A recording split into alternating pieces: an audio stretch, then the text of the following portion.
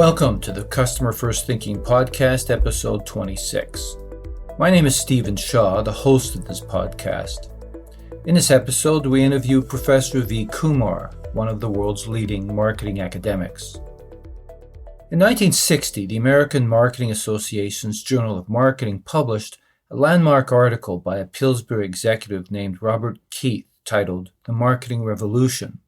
In a succinct 4 pages, Keith chronicled the evolution of marketing at Pillsbury from the founding of the company in 1869. The point of the history lesson was that Keith had concluded that business was undergoing a radical change in philosophy that would transform marketing from a peripheral role to become a dominant function. He stated that, quote, companies revolve around the customer, not the other way around, and that, quote, as the concept gains ever greater acceptance, marketing is emerging as the most important single function in business. Pillsbury's new purpose, he announced, was no longer to simply make and sell baking products, but to, quote, satisfy the needs and desires, both actual and potential, of our customers. The marketing department, up until then limited to managing advertising, would, quote, direct and control, end quote, all of the processes that took its products from the assembly line to market. Newly created brand managers would have full accountability for the P&L of each product. Keith's prediction was not inherently revolutionary. The legendary management consultant Pete Drucker had said much the same thing 6 years before, declaring that, quote, there is only one valid definition of business purpose: to create a satisfied customer, end quote, and that, quote, the business enterprise has two and only these two basic functions, marketing and innovation. But for most businesses, marketing was still largely associated with pushing products into stores so they could be sold. The idea that marketing as a central controlling function could become a business driver was far-fetched, given its narrow mandate at the time. Soon after Keith's article appeared, many prominent marketing academics came forward to make a similar case, most notably the renowned Harvard professor Theodore Levitt, who that same year wrote his famous HBR article titled Marketing Myopia, saying that to, quote, continue growing, companies must ascertain and act on their customers' needs and desires, not bank on the presumptive longevity of their products. Keith's so-called revolution turned out in the end to be short-lived. For a while, marketing did rise to prominence as a strategic function, involved in every aspect of product development and commercialization. But that's certainly not the case today. Marketing's role has shrunk in importance, reduced to what it started out doing, looking after advertising and promotion. That's how most CEOs think of marketers, as the ad department. But the other irony is that for businesses to succeed today, they must actually follow Keith's prophetic advice. Switch from selling products to as many people as possible at the highest price possible to creating valuable customers by anticipating and meeting their needs. Professor V. Kumar calls this transformative marketing, placing customers at the center of the organization. And making it happen will indeed require a revolution in how business operates. Because today, marketers are still expected to push products, driven by an inside-out rather than an outside-in orientation. And that myopia makes businesses vulnerable to being blindsided by events. Professor Kumar was an early champion of customer relationship management and engagement. A former editor of the Journal of Marketing himself, he's published hundreds of scholarly articles and is acknowledged as one of the top marketing academics in the world. His latest book, Intelligent Marketing, explores the implications for marketing as new age technologies like AI and IoT begin to transform society. I started by asking Professor Kumar to characterize the state of marketing today. The V, incidentally, stands for Vishwanathan. This criticism that you mentioned has been levied even as far back as 15 years ago, that marketing lacks accountability. And so we need some kind of response to that. So in the last 15 years, the transformation that has occurred has led to where we are today, which is we are in a transformative mode. And I'll give you examples of how and where we have reached. So when in the 80s and 90s, we were spending like marketing budget. It was more of an aggregate level spending, the traditional advertising. You had the TV advertising, broadcast media, print advertising, billboard advertising, where we could not tie directly any of those expenses to the outcome measures, because the primary purpose of advertising marketing spend was inform, persuade, and remind. Nothing contributed to generating sales. Come to 2000, where we have the database marketing coming in, we were able to track what at the customer level, what they are buying, how much they are buying, when they are buying, and then our communication to customers also became individual. So we could tie exactly how much you spend on Mr. Stephen Shaw and how much is buying, so I can measure the elasticity at each customer level. So that was the birth of the accountability period in terms of. But then why the criticism prevailed even in 2004, 5, 6 is the fact that majority of the spend was still residing in traditional advertising. The shift started occurring only at that point in time. And today, its majority is a digital spend and very little traditional marketing. So, in this process of last 15 years, the shift, there are three things that happened. One, the amount of money spent on digital kept increasing. The amount of money spent on traditional kept decreasing. That's one thing. Second, the elasticity, the effect size of traditional advertising also started decreasing over time. Even for the same amount of spend that you were doing, the effect was going down over time, and the digital effectiveness is going up. Was going up. So we use time varying models, time varying effect size models to capture this. So we have demonstrated in our own studies, many studies, that this shift in spending, shift in effects also changing. And the third is that within the digital now, also there is a big shift, like from Facebook, like saying ad expenditures are going down, to TikTok, live streaming. They are eating up much of the spending. So it is like customers self-select what they want to see. It's like they go to your restaurant, look at the menu, and I want this item, that item, like that. This is what I want to see. And so you pick that and you customize or you personalize whatever you want to see. And this is going to prevail.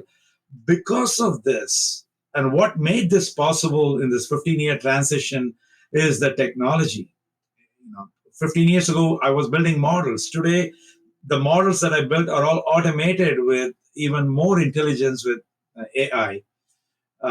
So I'll give you a lot of examples as we walk through. But this is one major shift that in terms of what it is. Second is who to spend the money on. Is it on me or you? How much to spend and when to spend?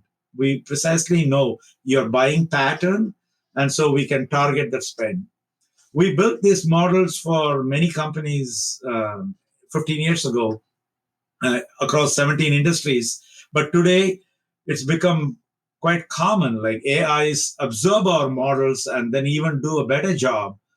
No, I wouldn't say better job. I would say it's a faster way of delivering this. So this is happening. So this is where the shift. So as a result, the CMOs, the marketing function, has become more important now. And one beautiful change that is occurring is that companies like Amazon, Microsoft, Facebook, they are all offering marketing academics with analytics frame of mind, with analytics skill set, 20%, 25% time jobs, fractional jobs at Amazon. So many of my colleagues are spending 3 months in a year, 3 months equivalent of time in a year, helping building these models and showcasing that how marketing is so important in every organization. This seems to me a perception challenge that in marketing used to have a fair amount of sway and influence over corporate strategy. It seems to me that there's been diminishing influence over the years. Marketing today, it seems to me, the perception of marketing by other areas of the organization, and incidentally, the CEO, views it as the ad department. So I'm just wondering, given everything you've just said, is it time to modernize the mission, the model, and the remit of marketing, tie it more closely to corporate vision and strategy than it is today? Correct. It was always like that. It is just the perception challenge. And this all goes back to one company CEO. This company is headquartered in Connecticut. And this company CEO called me one day and said, I have to give money to my marketing CMO. Sorry, I have to give money to the CMO. And the CMO says, I want to use this money for one function. But the CFO says, and I also believe the money should be spent for another function. So what are these two functions? The CMO wanted to spend the money to build customer relationships. The CFO and the CEO said, we want you to spend the money building the brand, who we are. Because once you have a great brand, customers, they come to your doorstep. But he was saying, unless I build the relationship with customers and give them the trust and the commitment what our company can give, they won't buy our products. How do we break this stalemate? This was the question asked of me. And that is a challenge that we addressed. And it was published in the subsequent book to what you have, which you see at the back of my thing, Profitable Customer Engagement, the blue cover. So we showcase there that how to connect brand and customer, because they work in tandem. Higher the perception about the brand, higher the customer value that you can exploit. Higher the customer value that you get from the customer, higher is their perception of the brand growth. Like the brand value growth is higher as they buy more and more. So we came up with what are the brand attributes that typically customers think of, and how do we relate those 8 brand attributes: brand trust, brand affect, brand commitment, and so on, brand awareness, brand image, brand loyalty, and then brand advocacy, which is something that I would love to discuss with you, because I saw your podcast with my buddy, Frederick Reichel, that what he wrote. So he's a big fan of brand advocacy, but how we depart from that aspect, but that we use that as one of the measure, not the only measure. Well, I agree with that. Right? And we relate that to customer lifetime value. So quantitatively, we showed brand customer alignment, which is the mantra of Procter and Gamble. Like they say, unless they see brand customer alignment, they don't. They exit the product category and they kill the brand. And this they did with Citrus Hill in the orange juice market. They were number 3, and Tropicana and Minute Maid they were dominating, and they couldn't connect with the customers the way they wished. So this happened. So this has changed in terms of what the CEO, CFOs will think about marketing. That is one thing. Second is the fact that we have precise measurement tools now, not only the data, that we are able to bring out and show clearly, tease out the elasticities and the effect sizes much better, and show that it is not a constant number, but it varies over time. So if we allocate resources in a time varying manner, so that we know if I'll give you an example. This is something we did for the logistics company in the US, where they send relational messages to their business-to-business customers. Their logistics, like FedEx, UPS, like that kind of company. So they send relational messages where the message would say, we want to work with you. We want to grow your business. So allow us to come and spend time with you so we can customize your shipment requirements as well as help you grow. Economic messages where it will tell them, if you ship with us, you get 30% discount. If the volume exceeds certain dollars, you get 40% discount, purely economical. So the question was, who should get the economic message? Which one of their 40 million shippers would get economic message? Who would get relational message? And then how long they should be getting one before they switch to the other. We are able to answer this precisely. And we answered this, and we published this uh, in Journal of Marketing Research, and it just came in another practitioner journal, Management and Business Review. Like HBR, you have MBR, Management and Business Review. You want winning friendship or winning over customers? Is it friendship or money? Just practitioner title we gave, relational or economic message. So if we are able to come up with tools to estimate precisely who should get how much marketing, what message, how long, there's nothing to beat that. So marketing now is sitting in the driver's seat today. It is just that they have to take off and drive and then showcase to the whole world. The expectation of CEOs or their CMOs today is to drive revenue. I mean, in part, that's why you see the CMO title being discarded. So you see chief growth officer, chief revenue officer, or even in some cases, chief experience officer. Oh, that's another subject. But the challenge here, and you talked about measurement earlier, is as much as you can model the effectiveness of the messaging, it's still a messaging play and largely an ad play. Is the real breakthrough, and this goes back to my question around the marketing remit, if marketing's job is to create revenue, isn't the answer to that to create value for customers as opposed to being perceived as the delivery messenger for the brand or even just the brand custodian? Isn't the real essence of marketing to understand customer needs and map that back to the value proposition? Beautiful question. So I just said half the story. So because we are able to precisely say what message should be given to which customer for how long and what would be the effect of that, what we are measuring the effect on is their revenue contribution to the company.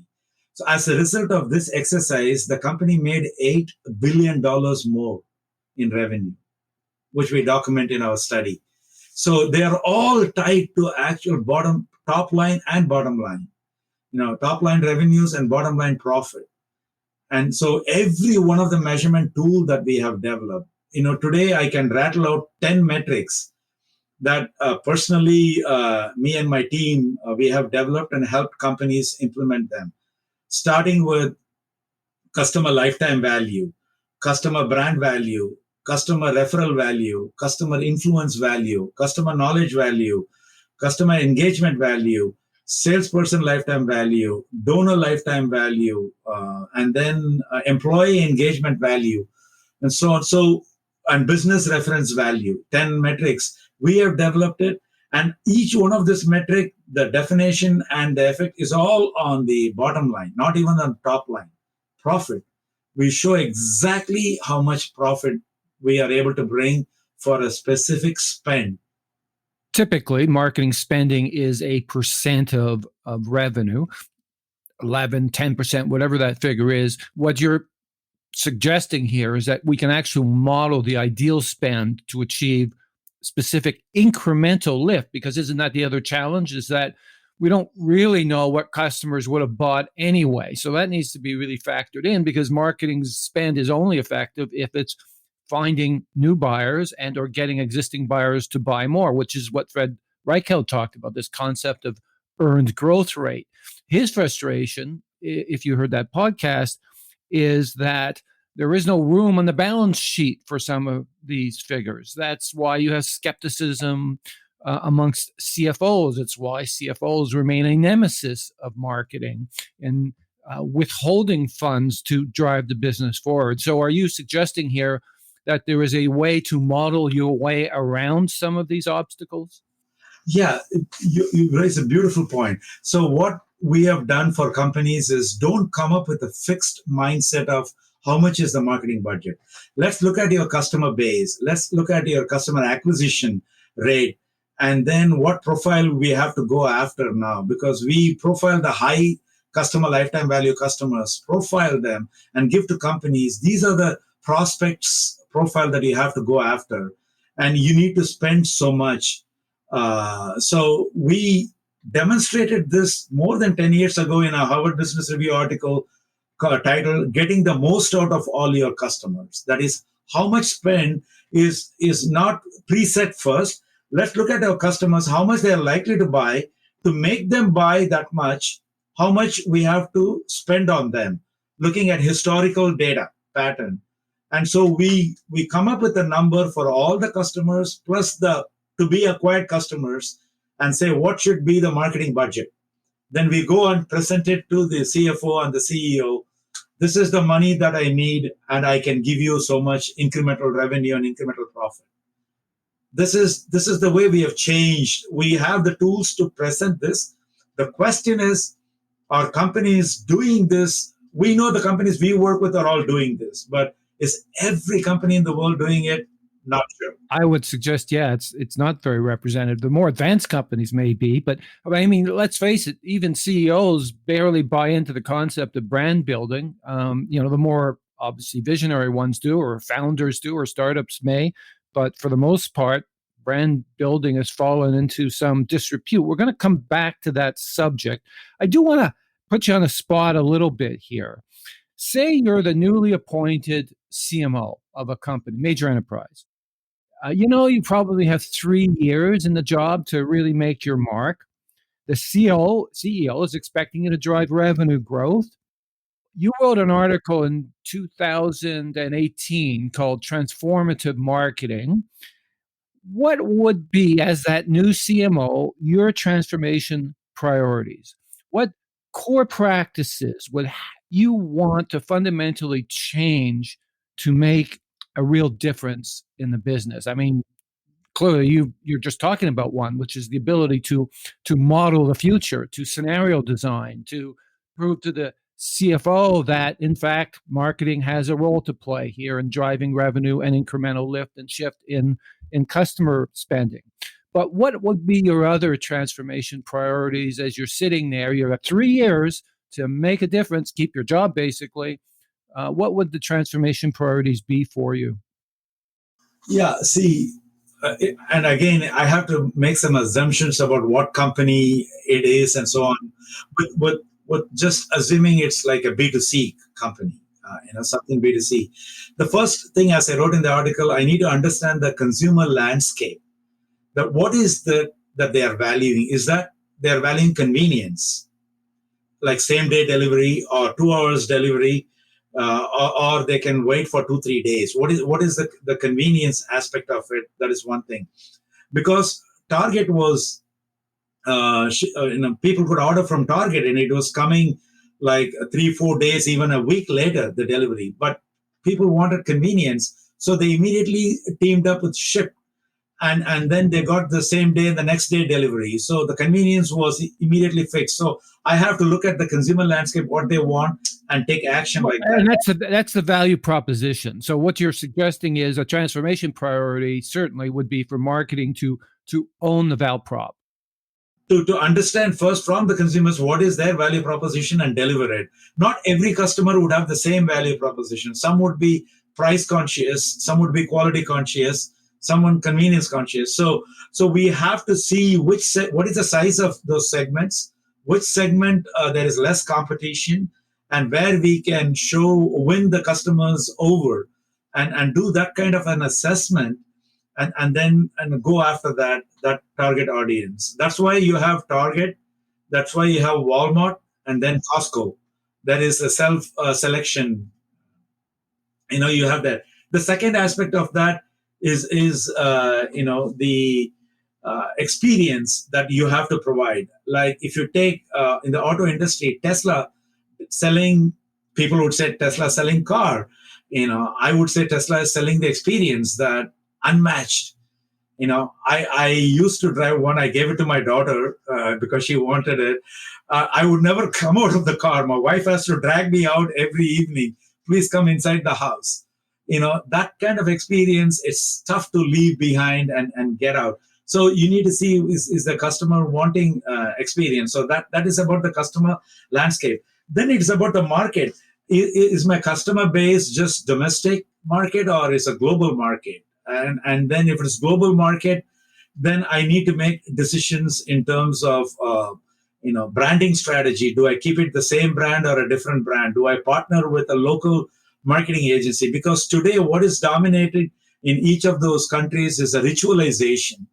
And I wrote a major article on the ritualization and globalization because companies ignore, Nike or Adidas, or the sports, where everything, they sometimes ignore the ritualization in each country and market the same way. That's not the right strategy.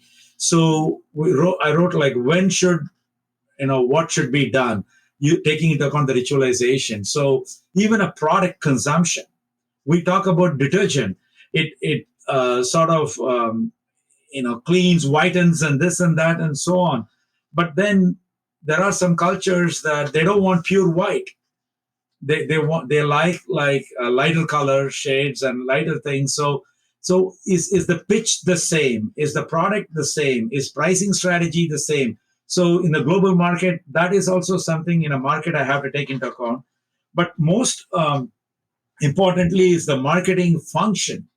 That is, what am I supposed to deliver, the top line or the bottom line? And is it going to be based on the total revenue I bring in or by country? And this is the question that was asked to us a few years ago.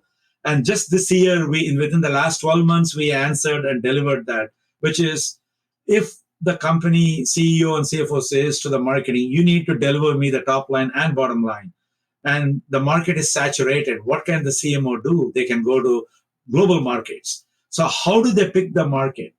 And should they follow a waterfall strategy or a sprinkler strategy? What is a waterfall strategy? Is sequentially entering foreign markets. What is a sprinkler strategy? Simultaneously entering multiple markets. So that decision is the most difficult decision, because you need to have evidence to show that if you sequentially introduce, there is gain from one market to the other. There are people observing, learning the benefits from the previous market, which we call it as a lead lag country effect. There is a lead country and then there is a lag country. So lead lag country effect. So we see that based on that information, simultaneous or a sprinkler. And then once I go to those market, then the question is how many markets to enter, and whether I follow the same distribution, selective distribution or exclusive distribution pricing strategy. Coca-Cola faced the same issue when they went to India. There was a dominant local player, Thumbs Up. Just exactly the way I'm showing Thumbs Up. They could not unseat them. So what they did was they bought them. So you have to do something like this, still keep that, and you have to have this player. So these are the strategies, and we show that CMOs, with the knowledge, given the power, the financial discretion, like how much money to spend entering foreign markets, operational discretion, how many markets to enter and how to enter and when to enter, and strategic discretion is like, to call it by the same brand name or same pricing strategy. All this, if you give the discretion, this kind of three powers to CMO, they are able to generate much higher value for the firm. So what you've been talking about, this level of conversation between the CMO and really the CEO around the direction of the company, its business strategy, pivoting around the markets it's pursuing.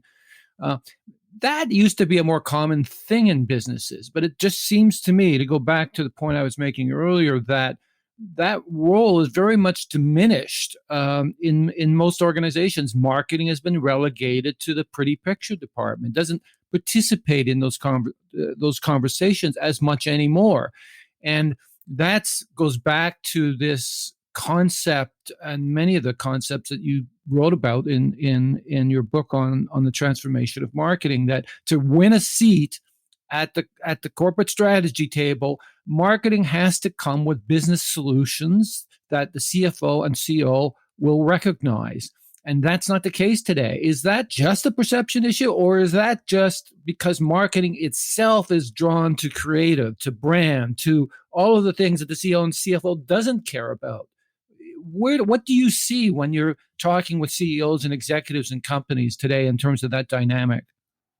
Yeah, see, we are in a transformative phase. So we have to accept the fact that it is not being given the due respect it deserves, and that it's always spoken of like the way you say, you go and do creative things about the brand and so on. But what marketing, what we are doing as having one foot in the academic world and one foot in the practitioner world is that to demonstrate the power of marketing through all these mechanisms. You give them power, they will take you to global markets and give you higher revenues. You give them the budget that they are asking for, they can tell you who to get what message, and your bottom line will go up. So we are demonstrating one step at a time, like a tools, multiple strategies, which I call concepts, metrics, strategies, and implementation. This 4-step process we are bringing for every problem that the CEO or the CFO faces. Marketing is coming up with a solution. We have developed the solution. Now it's a matter of time before the people sitting in the marketing position absorb this knowledge. See, you bring out such a profound observation, which is why it is not happening today. So the CMO himself or herself should be armed with this knowledge. So there is a lag. Like, as soon as we discover, we take 5-6 years to do these studies, and then we publish it, and then it goes into Harvard Business Review, Sloan Management Review. They read it, and then by the time they call us and then learn from us, there's already like 3-4 year lag has gone by. So it's the ideal thing is when we work with those companies, those 1 or 2 companies immediately implement and benefit quite a bit. But then for the market to receive this information, there is a lag. And we have to now look at how to shorten this lag time, how to, as we do it, engage these marketing folks in a conversation and make them observe and learn. Well, teach them to become business strategists, which I would argue they're not today for the most part. Correct. Yes. So how do we now disseminate this aspect? So that's why this younger generation, and I can tell you, my daughter, is like head of marketing at one of the leading fitness clubs in New York. And if I sit and talk to her, she is like, late 20s, just becoming in the 30s, but already head of marketing. And I cannot, if I tell her all these things, she says, I already know it because these are the measurement tools. I'm in the digital world. I know exactly what to do, and they are doing it correctly. The problem we are having is with the little bit senior level who are still like, the business visionary. They know they have the wealth of talent, but in terms of execution and in terms of exposure is what is lacking. And they don't have time to even read these things. So let me dig into this a little bit further because, again, in many organizations, they have a responsibility, marketing has a responsibility to be the brand custodian, but you also have what you're describing, the digital marketing arm of companies, now called performance marketing. Maybe that was called relationship marketing, direct marketing in a previous era, but whatever. It now encompasses any sort of direct-to-consumer interactions. And it seems to me that performance marketing folks, much as you're describing with your daughter, are winning the day. That the concept of brand building, the halcyon days of brand building are over with. That, in fact, as I said earlier, most CEOs don't even necessarily understand the brand equity. And its impact on the value of the business. So you see this chasm now between the brand builders who are more creatively inclined and the performance marketers who are data-driven and digital natives for the most part. So there's this internecine battle for budget going on. Yet both are required in organizations. I'm sure you would agree. If the concept of marketing pivots around messaging and persuasion still, then brand building is very important. So what do organizations need to do to build greater unity, to eliminate that divide, that chasm, stop the squabbling over dollars, and take a more unified approach to their go-to-market strategy? Yeah, I'll answer this with this example. Harley Davidson is a great brand, okay, but it went to file. It filed back for bankruptcy, and it had suffered from like not being able to sell. It used to sell 265,000 motorcycles every year on the average. A decade ago, it went up to like more than 400,000. But then there was a backlash from the core franchise customers that they cannot make thin bikes. They have to have the standard size bikes. But then if you look at today's customers, they don't want the big size bike. They're gas guzzlers. They pollute the environment, and they're also health conscious. So how can this company rediscover themselves? Can they just say we are Harley Davidson? They're suffering. The brand didn't do anything. Here is where the connection has to be made with today's consumers. What do they want? And finally, it took them 10 years to realize, and after losing money and everything, to say that we want environmentally conscious vehicles like electric scooters, electric motorcycles is what they're going after. Electric cycles, motorcycles, and the fact that the emission is something that they care about. What the today's Gen X, Gen Y, Gen Z, they all care about. That is, they are now transforming. So, could this have been done by a very senior marketing, the brand? No, they were sitting there letting this go by. But today's brand leaders, who are younger generation, they are coming and saying, "This is what we want." So, the person who is going to transform Harley Davidson into meeting the needs of today's consumer needs is going to be somebody that who's younger, who's like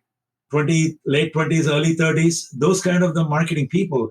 They don't care about whether the title is CMO or not. It is that they are transformative marketing specialists. And the way they're going to do that is also one key component of transformative marketing is transformative pricing. Today, how are products sold? Forget the staple products and all, but generally, like, I want to travel from here to Paris tomorrow. So I go to Priceline.com and I say that, this is what I'm willing to pay. Who is willing to give me a seat? Name your own price.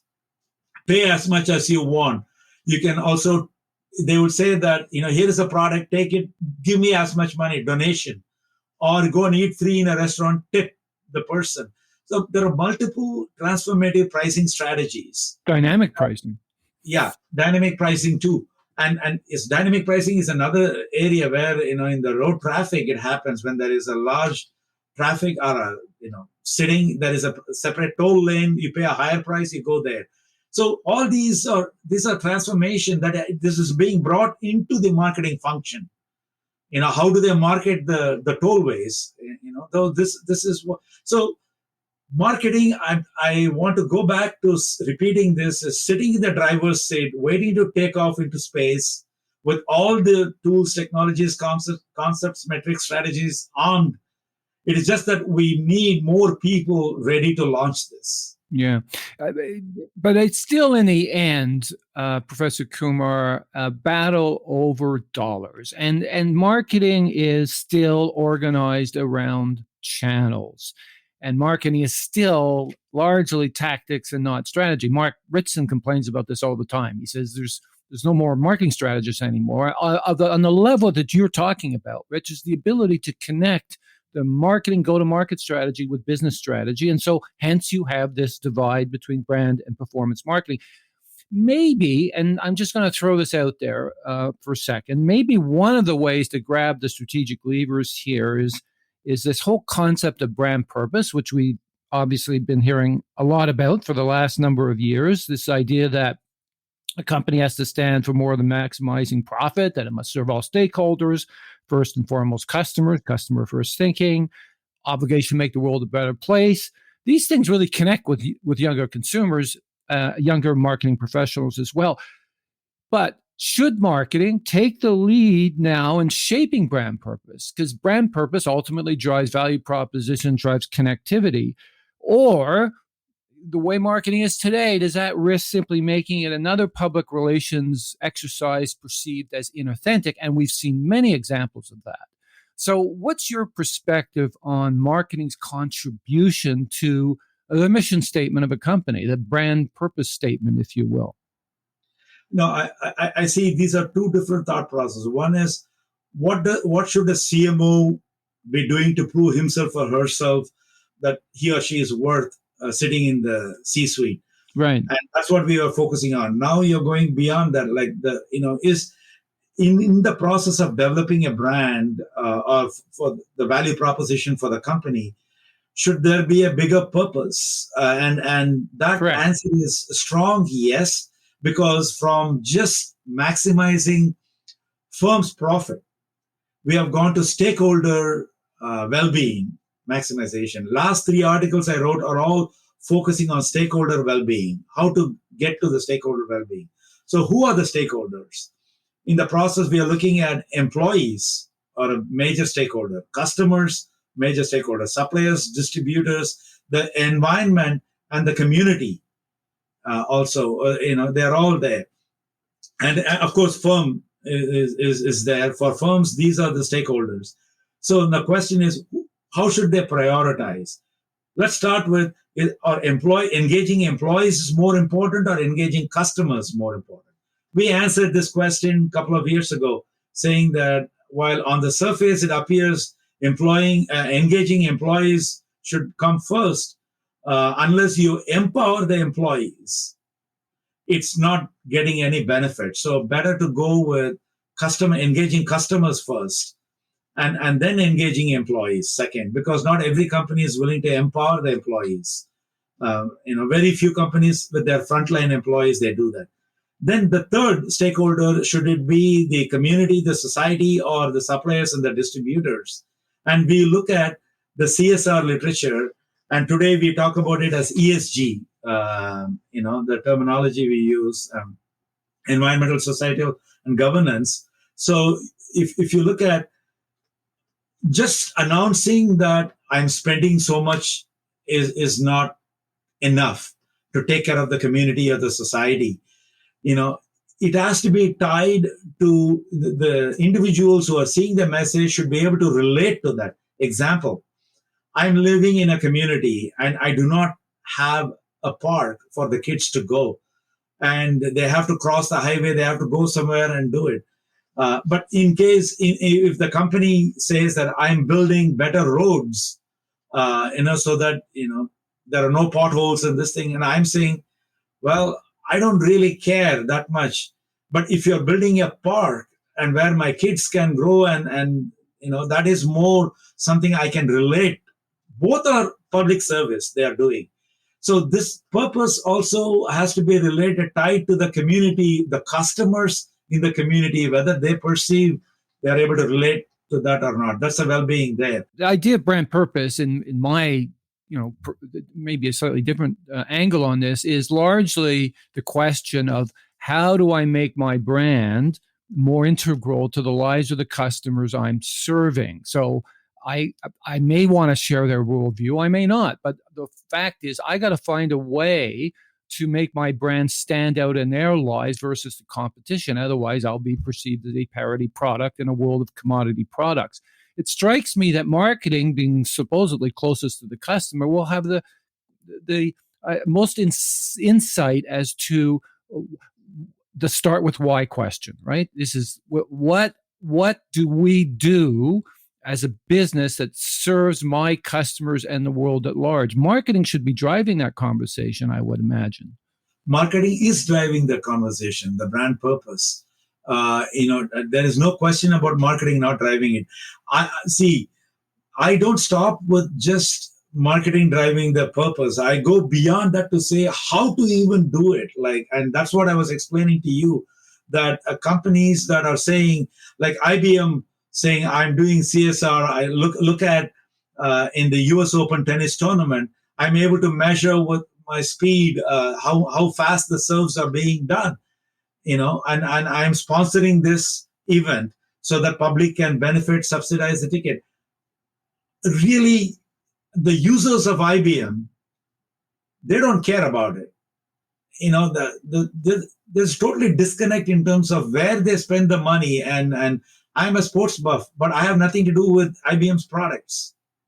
It's my institution that offers that subscribes to cloud services from IBM, and they use it. So this kind of disconnected spend Yeah. is not driving the brand purpose. And it also gets confused with corporate social responsibility spending, right? It's great that the charitable contributions and the philanthropic contributions, but really the idea of brand purpose is to create a North Star for the business, right? Yes, exactly. So it has to touch every customer's lives and in some form. And not every customer wants to be touched the same with the same thing. So some people, like one example, you go and stay in a hotel, and you ask for a room, and the room is not available. So now clearly the brand purpose they state, as it stated, is customer convenience, customer happiness, or something. And at the same time, an employee made the mistake. It's easy for the hotel to point the finger. Sorry, we made a mistake. This employee didn't log it in, and then giving out the employee to the customer is not the right thing to do. Instead they have to say, so this has occurred, what do you think will fix this problem to you? And then, so that it's the purpose is to ultimately not affect one person, give the happiness to the other person. And this happened to me recently in a hotel, and I said, well, if there is another hotel nearby, put me in that and then bring me back here tomorrow, because I just want that kind of facility, because I teach from that room and I have meetings in that room. So I actually booked an apartment kind of room in Marriott, and that they had given it accidentally to somebody else. So I told them, put me in another apartment thing and bring me back. And that's what they did. So here is like not blaming anybody. They could have easily blamed somebody else, and they try to protect their brand. They try to satisfy everybody, not give out their employee, and so the employee also felt good about it. And I'm doing this research, isn't it? I'm seeing through this the whole thing, and I told the employee, like, it's good you work for this brand because they are taking care of you very well. uh, I clearly, and the employee laughed. She laughed and said, like, I'm thankful. Today is my lucky day. And so this is just one example of a brand purpose. The same thing in a restaurant also, you can see the brand purpose is that I'm a vegetarian and they make mistake delivering non-veg, put something, chicken or something in the soup without telling me. And I'm like, come on, and I can scream, I can do whatever they want, and they could again blame the employee for that and so on. And all they can do is that accept, yes, mistake has occurred, and I'm sorry this happened. You tell how we can fix this for you. Leave it open, and so that's the kind of the purpose of the brand is accept the mistakes and then move forward, and rather than defending themselves. Well, and this touches on the whole idea of customer experience and what constitutes an ideal customer experience and how much do we want to commit as an organization to achieving that, which brings me to a couple of other subjects, and one of them is the concept of marketing planning and processes. And traditionally, correct me if I'm wrong here, but most organizations have an annual brand plan with spending commitments, generally allocated by channel, and some of the methodologies and modeling you described earlier can help with that, direct the spending where it's going to make the greatest difference. But I think there's a general recognition now that old planning model, that classical planning model, perhaps a better way of describing it, is too slow moving, right? So we've seen recently the adoption of this idea of digital pods, for example, to support cross-disciplinary in-field execution more effectively, the agile processes, and so on. We've seen the huge shift to digital spending. You described that at the very start of this conversation, but it seems to me that organizationally, not much else has changed. So for marketing to evolve, to become more of a strategic lead in the business, the very things you've been talking about throughout this whole conversation, what needs to change about the structure of marketing, the organizational structure of marketing, and how do you start to put, as you were just describing, putting the customer at the center of of the experience. How do you put the customer at the center of the planning process? What organizational changes are required here, in your view, to make that happen? Yeah, first we have to educate the C-suite. And I'll tell you, even till date, this is a tug of war between the marketing and the finance function. You go to the CFO, and the CFO says, I'll give you $10. I want you to maximize the ROI for this and give it to me. So what that means is, I don't care if you spend the $10 on one customer and get get the highest return, or if you spend $1 on multiple customers and maximize. I still want that $16 at the end of the day. And as a marketing, what I am saying is that I need customers.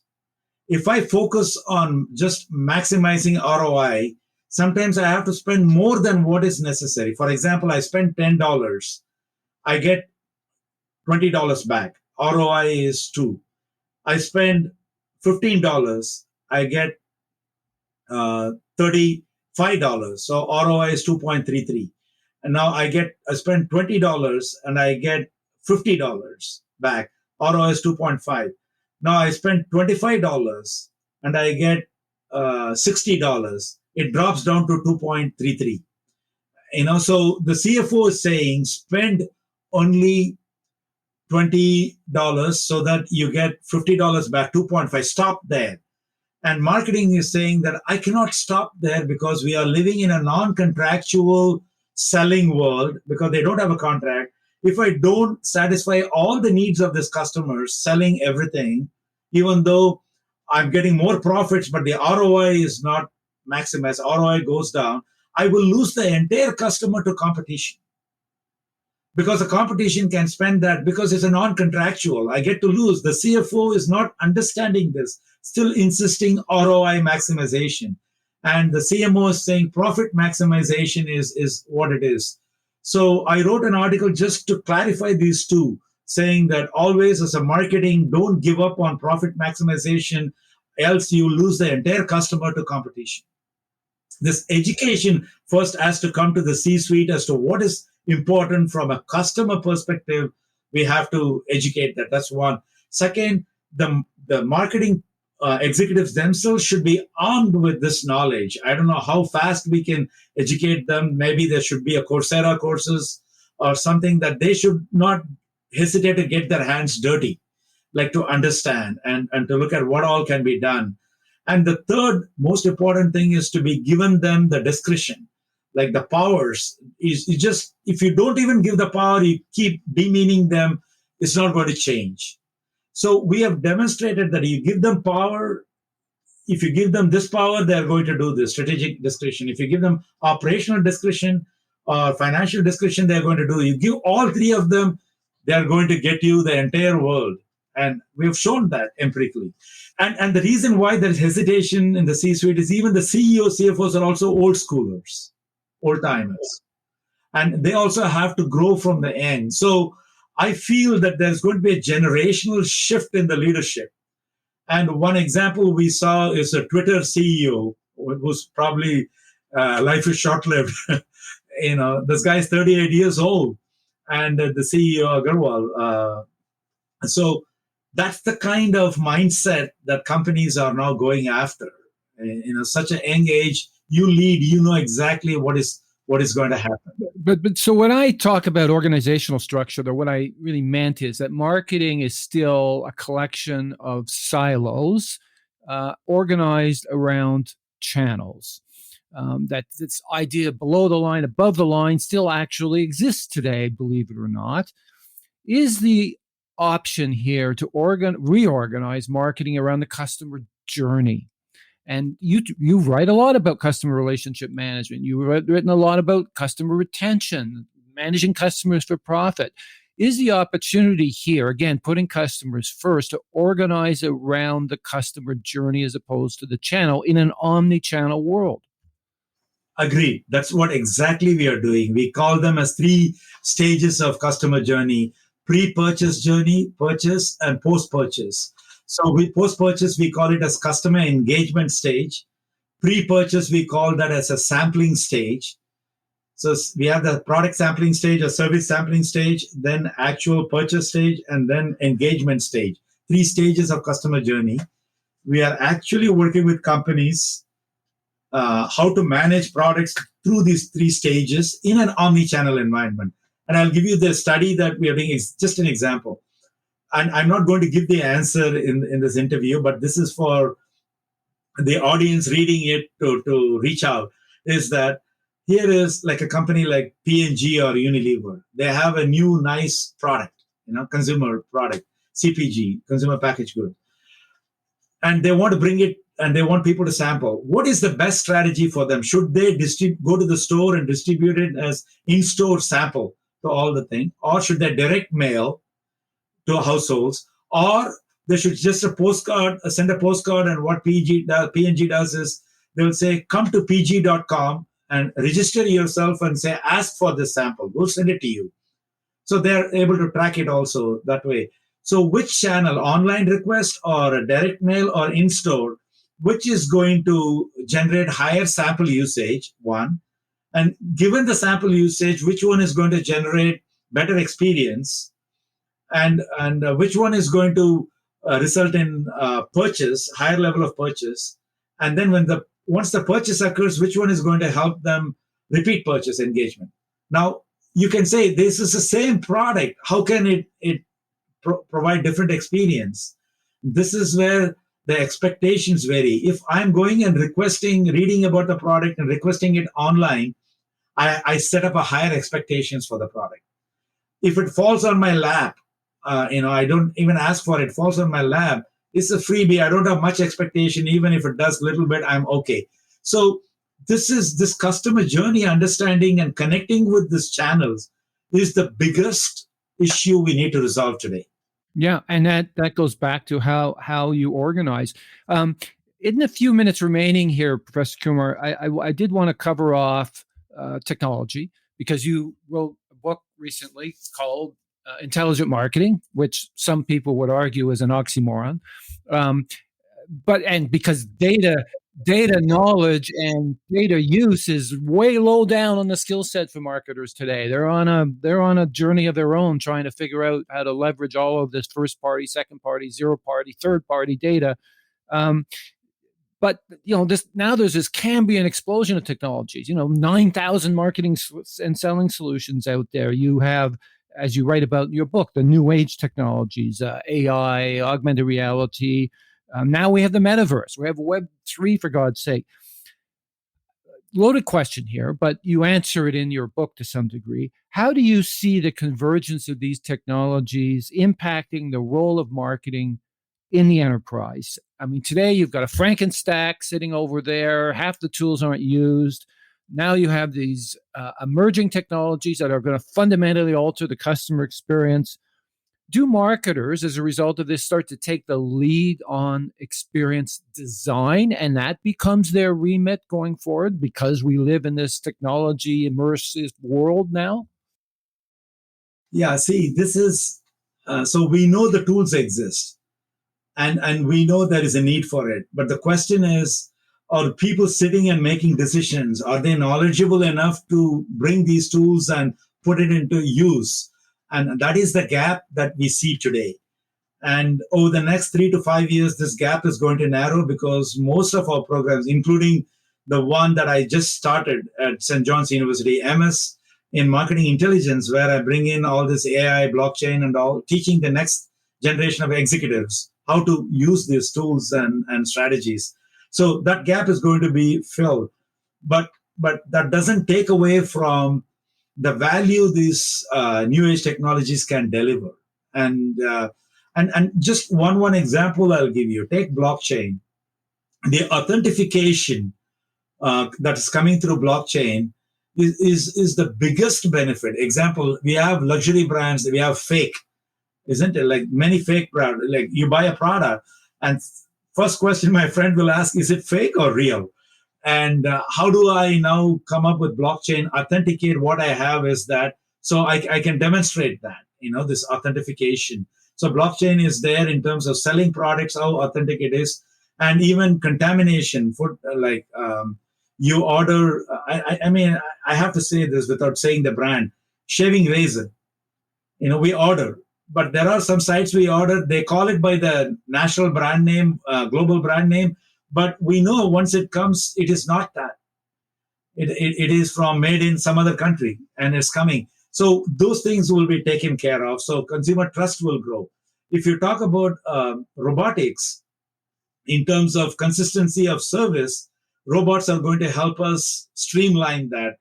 I go to a restaurant, I order something, and it comes, but somebody who's smiling, sometimes somebody doesn't smile.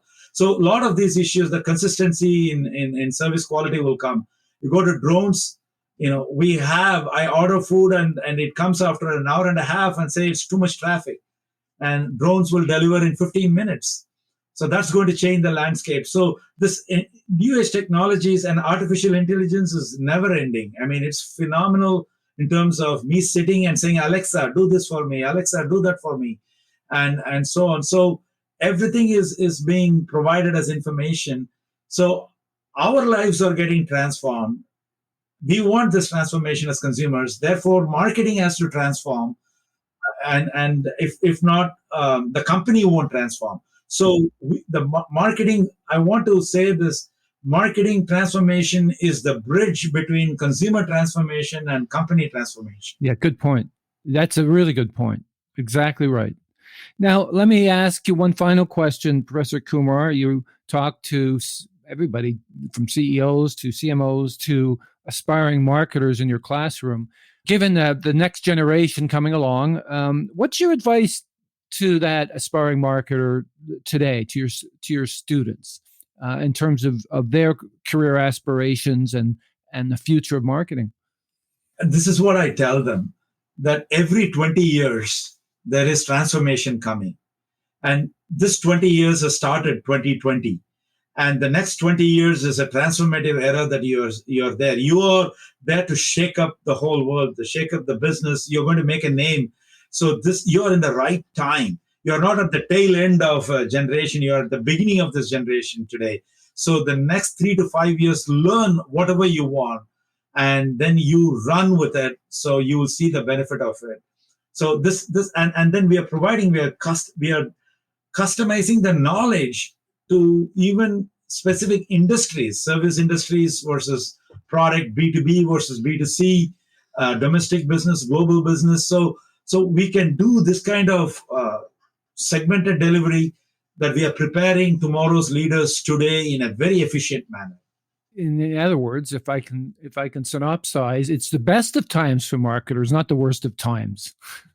Yes, exactly. I would say that. Yeah, it's an exciting time to be a marketer. So I want to thank you, Dr. Professor Kumar, because this has been such a it met my expectations for sure of talking to a real marketer who actually understands strategy. It's always very refreshing. So thank you for the time you gave me. Anything you need more, I'm there with you. Don't feel constrained. That concludes my interview with Professor Kumar. As we learned, marketing is going through another period of major transformation. First, there was the era of mass marketing half a century ago, when marketers could use mass broadcasting to market their products to everyone. That was followed 2 decades later by the gradual adoption of more targeted marketing methods as audiences began to fragment with the rise of specialized channels. And then, of course, digital media ushered in an era of more interactive marketing. Each transformative era was triggered by a major change in people's media habits. But today, most brands are no longer part of the customer conversation. And so we're on the brink of a new transformative era in marketing, a true revolution, characterized by the use of technology and data to create memorable experiences along the customer journey. You can find past episodes of this podcast on customerfirstthinking.ca, where you'll also find articles, strategic frameworks, video, and more on the transformation of marketing. In closing, a big shout out to my friends and colleagues Justin Eacock and Shak Rana for their contribution to making this podcast happen. Until next time, thanks for listening.